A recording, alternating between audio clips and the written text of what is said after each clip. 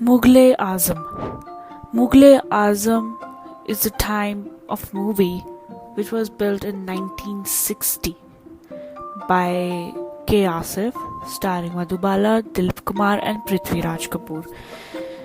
This is one of the most influential Bollywood films of all time and is considered one of the greatest love stories ever told. The grandeur of the film is reflected in every aspect of the filmmaking, from the huge budget, glorious sets, and authentic costumes to the stunning cinematography and art direction. It explores the theme of love, loyalty, family, and war through the tragic love story of a courtesan Anarkali and Mughal Prince Salim, who would go further to rule as Jahangir. Mughal Azam had a major influence over Indian cinema and simultaneously spawned many iconic fashion trends that are today considered as integral part of ethnic fashion.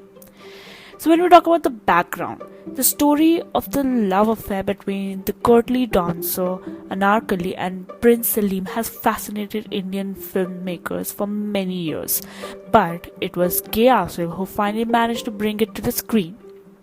Many historians discredit the authenticity of the story, but it was universally accepted and appreciated for its seamless direction and superb cinematography. The costumes of the set and the meticulous attention to the detail were just outstanding.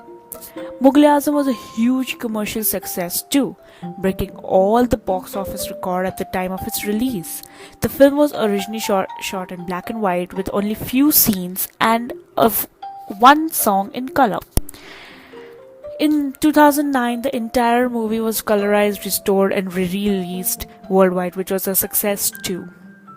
The inspiration for Kayasav's vision was to bring to the screen all the majesty and the grandeur of the Mughal courts, and such he wanted to make the costume, jewelry to be authentic as possible as they can be. The costume in Mughal Azam were directly inspired by the kind of clothes worn in the Mughal eras, from the iconic costume of Anarkali down to the Prince Salim slipper. Every aspect of the costume design was carefully selected and crafted to imitate the historical costume of the period of the film, that at what time it was set in. That being said, there were few modern innovations that were incorporated in the part of the movie necessary for cinematic liberties required to create a majestic look on the film. So the making, that is the huge part of it, that took like 20 years. So one of the contributors to the grand scale of Mughal Azam was the costume, of course, that we have discussed. A lot money was spent to ensure the costumes look grand as possible, and for that tailors from Delhi, skilled art from Zardozi embroidery were brought down to Mumbai to stitch the various costumes that was required. Specialists from Surat embroidery the costume with intricate zari and Zardozri design. This kind of attention to detail was extended to other aspects also. Hyderabadi goldsmith for the jewelry, and from Agra, the crown worn by the actors were exclusively designed by the craftsmen of Kolhapur. The style and the attires. So most of the primary characters of Mughal Azam are part of the Akbar's court. So therefore the costumes are appropriately opulent and luxurious looking. The prominent fabrics include the fine silk and thick brocades, and most of the costume are intricately woven and embroidery with golden thread work. Such colors were also used, like bright and pop colors, so each and every person in Akbar's court were represented with different colors so that one could make out who is who. So, speaking of women's costume, especially those of the dancers and the other people, even the ornate, displaying sparkly diamond embellishment and crystal design. The crystal design was to bring the shine, the luxury, the wealth, the palace aspect of Akbar's range. So, in the latest colorized version of the movie, the colors are brilliantly displayed and seem to be including such hues of popping color like red, blue, purple, pink, green, yellow. So, these are some prominent attires from Mughal Azam. So, the men costume, both Akbar and Salim, wore elaborate Bagal Bandi costume for the characters.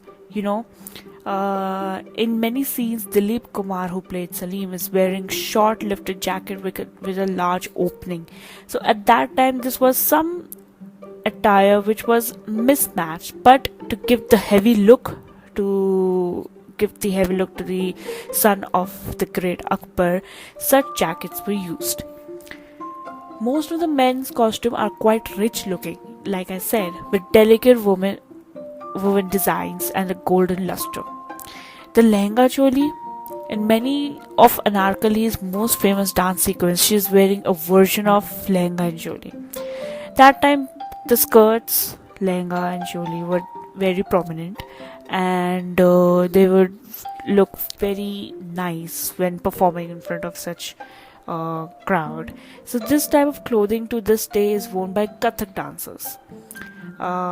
It consists of long skirt with a wide and circular fall and a short, well-fitted blouse that ends with the blow off bosom. A transparent net or tissue dupatta completes the outfit, and in song like we can see Mohe Pangat Pe, the dancer in the background are seen wearing the dress in various colors, while Anarkali herself is representing only the red and the golden outfit, signifying her status as the main dancer. Her rival Bahar is seen wearing similar outfit but in darker and bolder colors like black to signify her villain status. So the colors here one should understand plays very important role when it comes to significance and the characterization and the emotion and the flow of the character. So now that we have spoken about Anarkali dress is the most iconic for especially the song Jab Pyar Kiya To Darna Kya. The whole set was exactly the replica of Sheesh Mahal, which is in Lahore, and it was rebuilt. And to give the exquisite feeling of that range, K. Asif left no doubt. This dazzling dress is distinguished by its unique cut to a fitted blouse till waist with umbrella shaped lower half. So this type of salwar kameez is today termed as anarkali.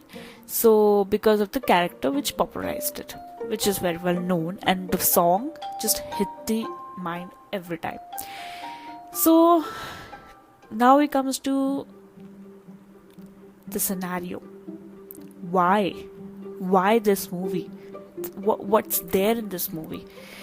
So the present day scenario, the anarkali dress, the dressing way of everybody in the movies is the ethnic fashion. They don't come in casual fashion. Nobody wears lehenga choli in casual fashion. So this is what this movie is all about. It's all ethnic. It's all classic, and everybody cannot do everything what is done in the movie. Only K. Asif can produce such kind of movies.